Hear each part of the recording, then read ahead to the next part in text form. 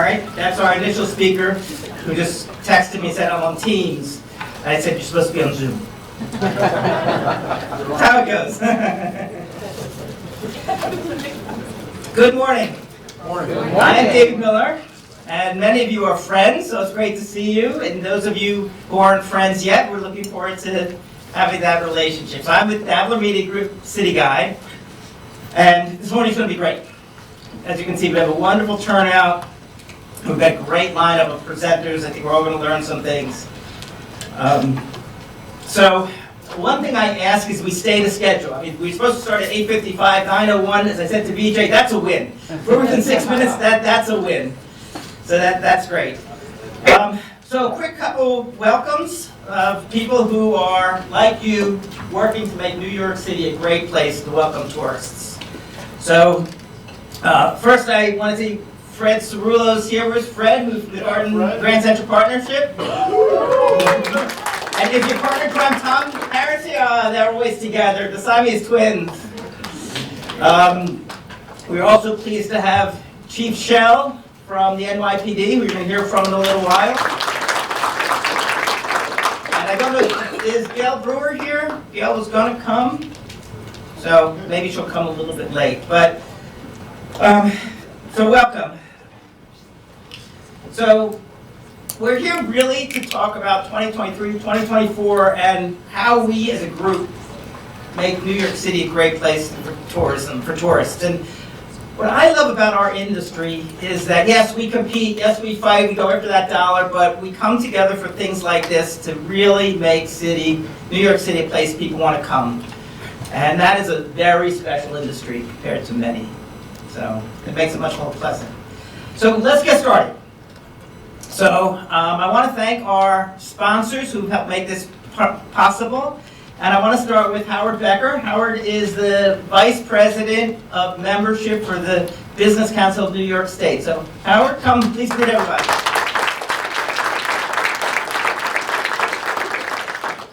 Thank you, David.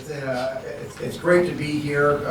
Dabbler Media and City Guide and the Business Council have a little bit of a history together. We sponsored the tourism seminars years ago before COVID, a couple years in a row. I think back when it was the Penn Club. So it's great to be back and sponsoring it again. For those of you who are familiar with the Business Council, there is a booklet in the packet that you'll be getting when you leave here. But to give you the quick one-floor elevator speech, we're the organization you joined to protect you from the people you elected. I look in the audience and I see a number of our members. Of course, Dabbler Media is a member.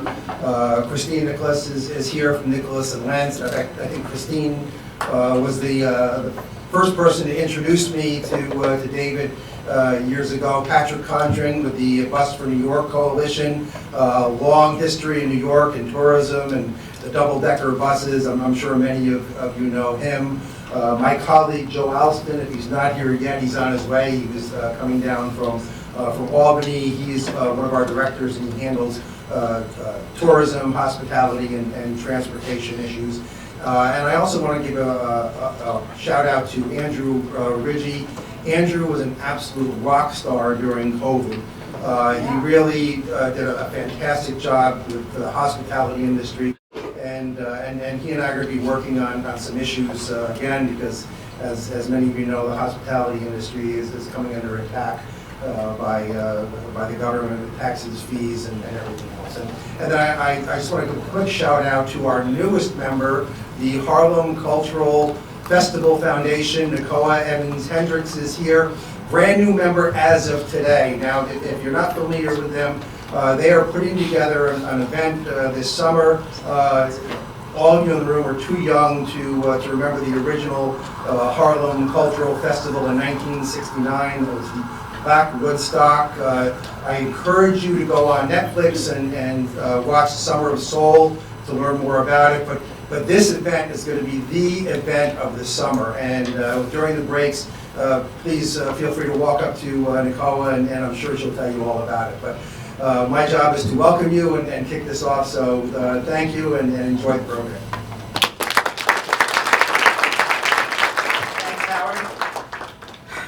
two other sponsors I'd like to thank, AKAs. Why don't all the AKA people just stand up so we can thank you?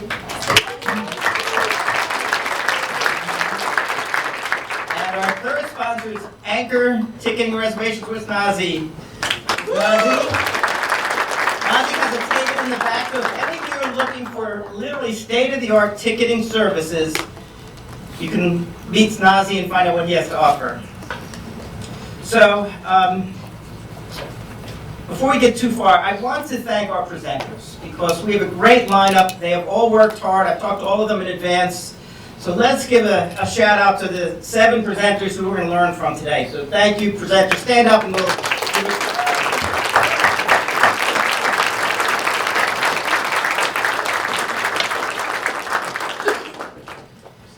And the last big thank you I've got is to the Davler Media team. I am so fortunate to have 10 amazing people, and everybody worked so hard to pull this together. You can imagine all the details that were involved. And to my guys, to our team, thank you so much. And on behalf of all these people, they thank you too.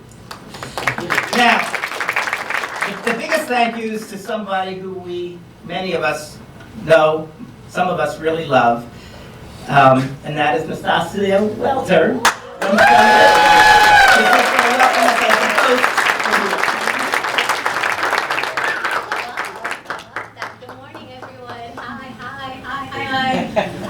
So many familiar faces. I believe we can still say Happy New Year. Still the 9th, so after the 10th, we can't anymore.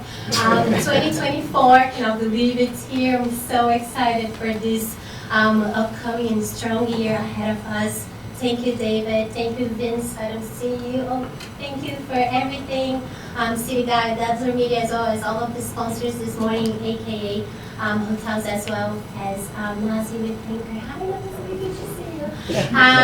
Just a couple of housekeeping items right here. We will have coffee still being served throughout the entire event because it's early and we all need our caffeine. So just go outside, grab your coffee. Our delicious pastries were brought to you by Chef Daniel Beloud from Épicerie. Did I say it right? French Claire, thank you. Épicerie is all the way downstairs here on Vanderbilt and many other locations throughout the city. And last but not least, restrooms are outside to the right, as well as we will break around 9:50 for like a little break. And around 11 o'clock, we will, for those that still have some time, we will have a tour to Summit One Vanderbilt. Who hasn't been there will be able to go to this magnificent, beautiful venue of ours. I have the entire Summit team right there. Team, say hello, please. Good morning. Able to assist you with the tour. And on behalf of our GM, Mr. Mike Williams, as well as our Senior Vice President of Sales and Marketing, Tracy Taylor, we welcome you guys here. Thank you so much. Thank you to the whole Summit team and Michael, your team. They have been amazing. I mean, there have been so many details, so thank you all. So I'm going to just quickly give a short introduction from City Guide's perspective about how we see the world, and then we're going to jump right into it. We have the good fortune of talking to many, many tourism people throughout the year. So if I were to recap 2023, it was, I think, classic of post-pandemic evolution. And the key really is evolution. I think we started the year feeling pretty good. I think it was the tail end of the revenge travel. In the beginning of the year was fine. And then we hit a wall. Come May, many places just suddenly realized, wait a minute, everything slowed down. And what was that? That was inflation. When a tourist is saying, if I'm paying $6 for a dozen eggs, maybe I shouldn't travel. Or maybe I can spend less. And I think for many of us, from roughly May through November, it was a softer period against our budget, against our forecasts. And then we saw things beginning to pick up. And what that meant, I think, is that we had some challenges. On top of that, and you're going to hear about this in about 60 seconds, is the situation in the hotels. So hotel supply was down because of hotels that did not come back, because of migrants, and also lodging went down because of the elimination of Airbnbs. So hotel rates went way up, sucking out more money out of the economy, and tourists had less money to spend on discretionary activities. So from our perspective, what that does is that creates a more discriminating, a more discerning tourist in how they make their decisions about what to do before they get to New York and when they get to New York. And as marketers, which most of you are, it's what we need to be thinking about more than ever before. And I'll get back to that in a minute. As I look to 2024, I'm actually cautiously optimistic. I think from a macroeconomic standpoint, how I'm looking at it, unemployment is down, inflation is down, wages are up, people's 401ks are at record levels due to the rising stock market, and we're beginning to see a little bit of positive consumer outlook. The Conference Board, the University of Michigan Consumer Confidence Survey, both for the first time in November and December, are starting to report a positive perspective from consumers. So I think 2024 should get better. Maybe not Q1, maybe not even Q2, but by Q3, I think tourism in New York and around the US will pick up. So I think that's a positive. So what does that mean as we think about that? We still have less money in people's pocketbooks right now. So as I said, you've got a more discriminating, more discerning consumer. So I think that presents two issues. From an operations standpoint, what that means is that you've got to make your event, your attraction, your show, your restaurant better than ever before. And that's not just the content. That's not just the menu or the show itself. That's everything that you do to touch that consumer. The ticketing, the lines, the staff. Because there's more competition. There's more competition for what to do than ever before, both in the city and outside the city. And then the second part of it is the marketing side. And you're going to hear more about that from one of our presenters. But from a marketing standpoint, people are asking, is it worth it? Is it worth it to give you $40, $50, $100, $200? And as a marketer, you've got to, what I always say, minimize their perceived risk. If they think there's any risk that it's not going to be worth it, you're not going to get that person to come through your door. And the messaging has to be much more informative. And it has to tap into people's emotions. It's not facts. Am I going to be smarter? Am I going to be happier? Am I going to be stimulated? If I were to summarize it is, by going to that venue, that activity, will my life be enriched? And I think that's the challenge for 2024, as marketing people. So quickly, from City Guide's standpoint, what our commitment is, and we're going to adjust what we're doing, is we are going to focus on creating a way for what we call guiding discoveries, which means we're going to amp up the amount of content that we're producing so that the tourist who's coming to New York, or in most cases who's already arrived in New York, can decide which Broadway show do I want to see, what restaurant do I want to go to, which museum do I want to go to, because they're going to be reading and looking and trying to find that information. And with your help, we will better educate the visitors to New York. So that's our challenge. Again, I go into 2024 fairly optimistic. Might take a little bit, but the year's going to end strong. So with that, let's get going. So I want to introduce my friend Vijay Dandapani, who is CEO of the Hotel Association of New York, who's going to introduce Jan Freitag from CoStar. So I need to just, where's Brian? Brian here? Brian, would you allow Jan to share the screen? Yeah, please. I just need to just one second. All right. You just need to be able to share the screen.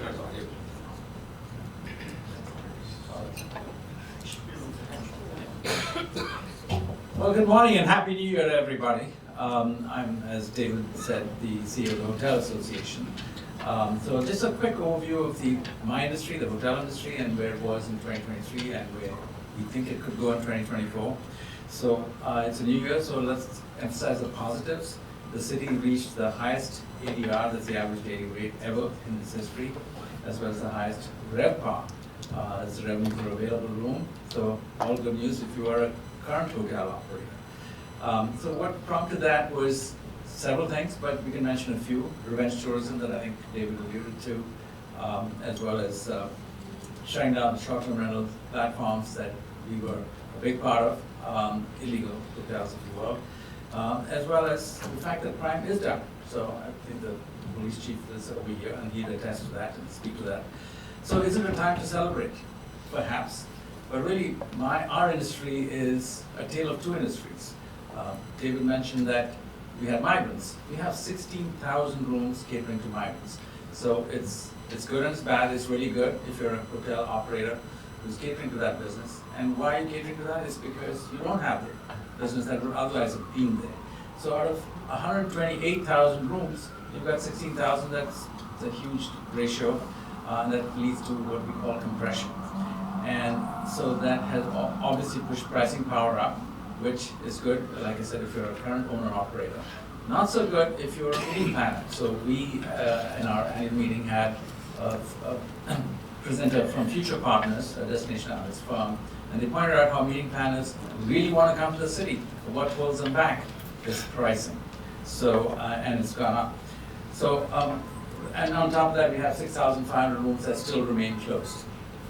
I won't get into the details of the data, which I think Kelly Curtin will certainly speak to in terms of what tourism has brought to the city. But international travel, which brings 4 times the amount of dollars as a domestic tourist, is down 20% from 2019 as compared to our other international competitors, Paris and London, who are actually ahead of 2019 with none of the migrant hotel problems that we have.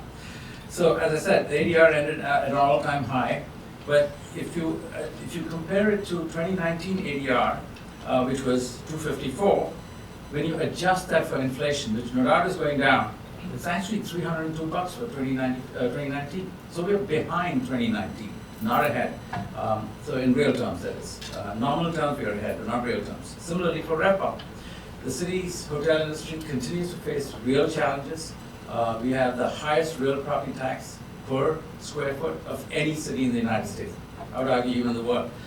And why is that the case? Because this is the one tax that, as Howard was saying, our elected officials, we want to keep them at bay. They look to pick our pockets and say, where can we pick it? The hotel industry. And so that's where we have this huge amount of tax. And one of the numbers in 2019, we remitted $1.1 billion in real property taxes alone to the city of New York. In a budget that back then was $96 billion. Today, of course, as you all know, it's $110 billion. So we have challenges. The Hotel Association, at the end of the day, is a policy shop. We look to forge, or at least try to forge, policies that are conducive to the growth of our industry. But the city has an eminent capable of capacity to shoot itself in the foot. And I'll give you 2 points why. One is, in 2010, when we said that it's illegal to rent rooms in houses, it was a great law, because obviously it was subverting the housing purpose of housing. But they also foreclosed on the ability to do youth hostels. The United States is way behind Europe in youth hostels for a variety of reasons. But big cities like New York, Chicago, etc., are magnets for youth hostels. We shut down 52 youth hostels in 2010 along with that law. And today we have only 2, as compared to Paris, which has dozens and dozens, or similarly for London, Rome, Barcelona, etc. Why is it important? We have an affordability problem. Not affordability housing, which we surely do, but we have an affordability tourism problem. Youth hostel people eventually stay in hotels. And certainly even when they're in youth hostels, partake of the many offerings that people here have, whether it's Broadway, whether it's restaurants, etc. So that's something that if you have access to policymakers, elected officials, is something that you can bring up. We also saw last year a citywide special permit instituted for hotels. What that meant is if you want to build a hotel, you need a special permit. And that's like, sooner go for multiple root canals and get a special permit. It's so painful and so long that so far there's been 1 applicant for the special permit. It's stopped new construction, which is, we don't need it right now, because if that were the case, then obviously these 16,000 rooms would be catering to tourists and not migrants. But eventually we will, with NYC and, sorry, I go back to the old name, with them promoting us. We're going to get back to those old numbers and actually surpass them. We're going to be having a shortage of hotels. We need these youth hostels. We need other things to supplement the tourism back, the gap that we have right now in terms of accommodation. So I'll close by saying that, the meeting planners have already mentioned how this is a problem, and so we are seeing in some other jurisdictions that occupancy taxes need to go up.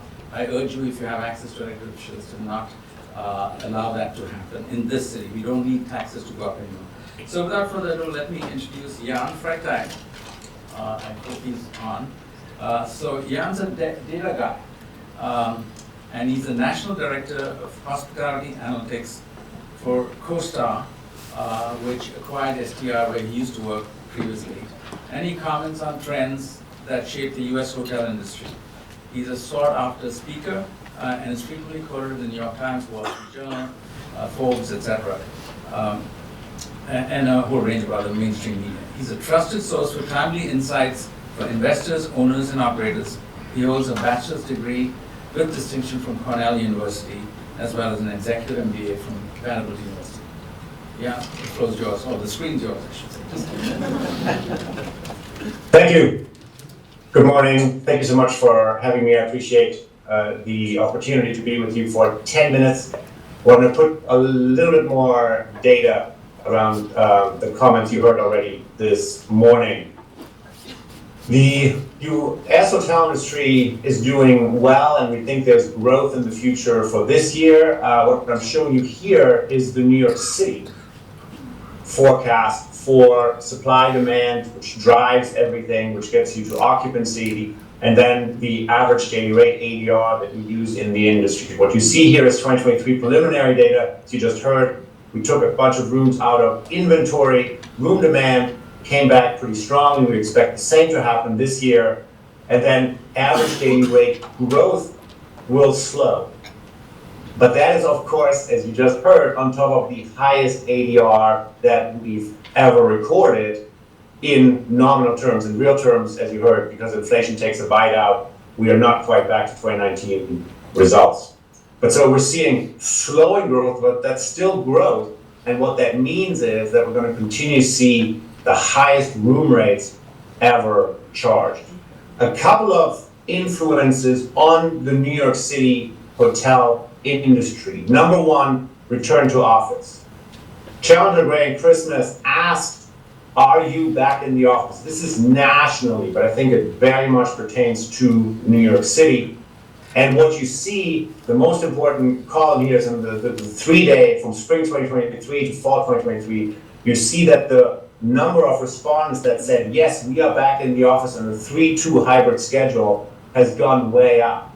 Of course, our friends from Blackstone or JP Morgan, they're on the right-hand side 5 days, or as they joke, 7 days. They're in the office all the time.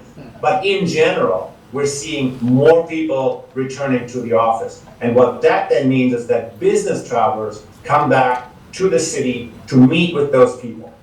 What I'm doing here is I'm breaking out the occupancy weekday, so Sunday through Thursday, versus weekend, Friday and Saturday, back to 2018. Just to show you, pre-pandemic, the weekend occupancies were very, very healthy. This is for the full year in 2018. Call it 90%. That is selling 9 out of 10 rooms every weekend night, every week for the whole year.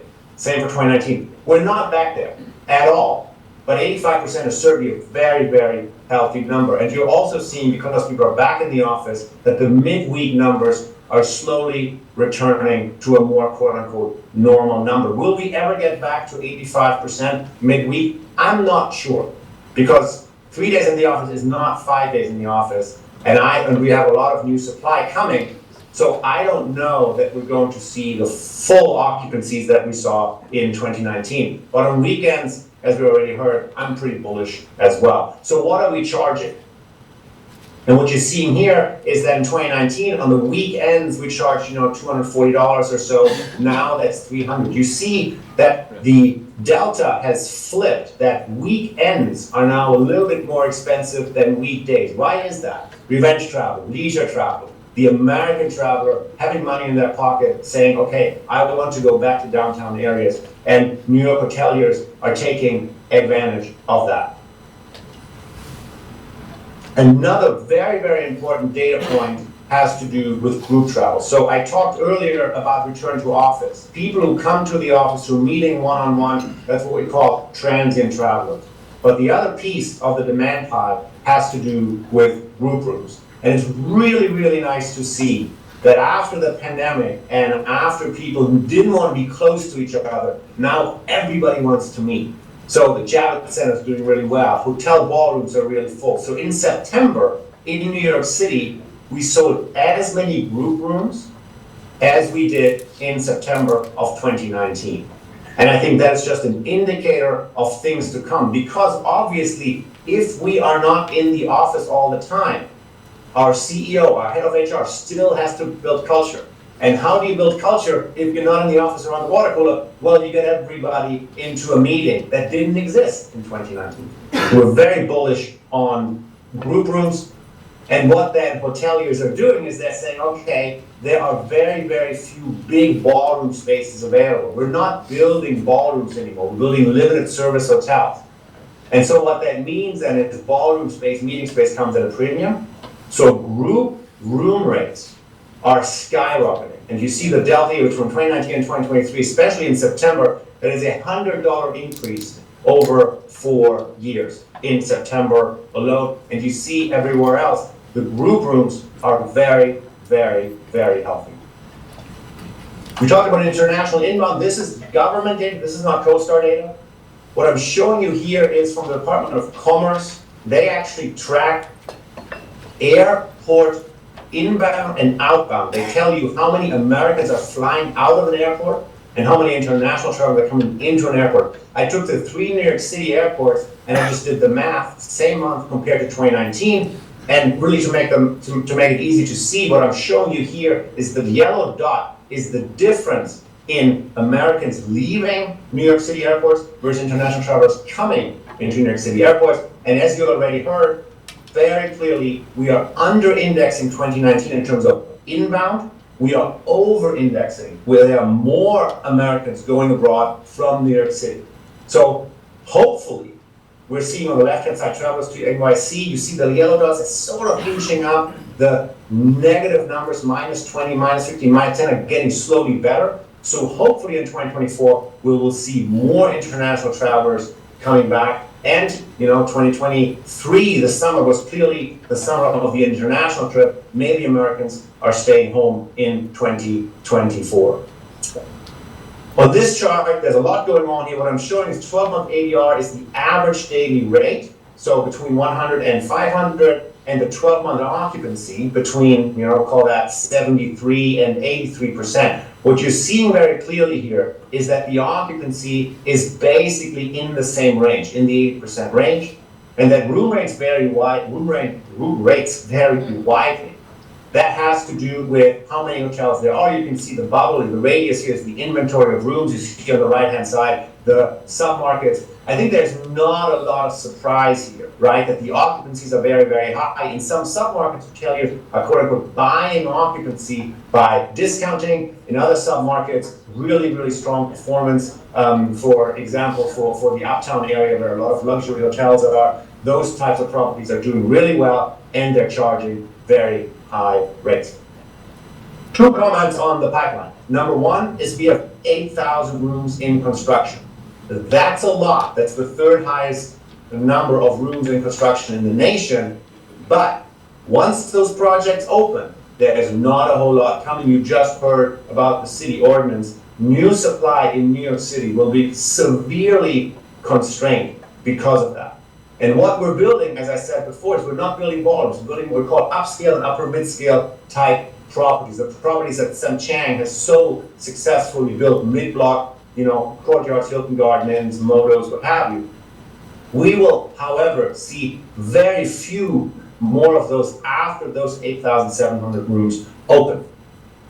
Number 2, so we have limited new supply once those hotels are opening. Number 2, Airbnb it's not dead, but it's for all intents and purposes, we're not going to see a whole lot of short-term rentals. So all those guests that used to use them probably have to use hotel room, which creates compression, which creates higher rates. And then the 3rd point, the 16,000 New York City hotel rooms is an article that I wrote together with our crack research team from CoStar. We dug deep into the data, talked to all individual operators, and were able to come up with this number for the first time. A lot of people had questions about what is that number? 16,000 New York City hotel rooms used to accommodate the on-house, the migrants. So those are taken out of inventory.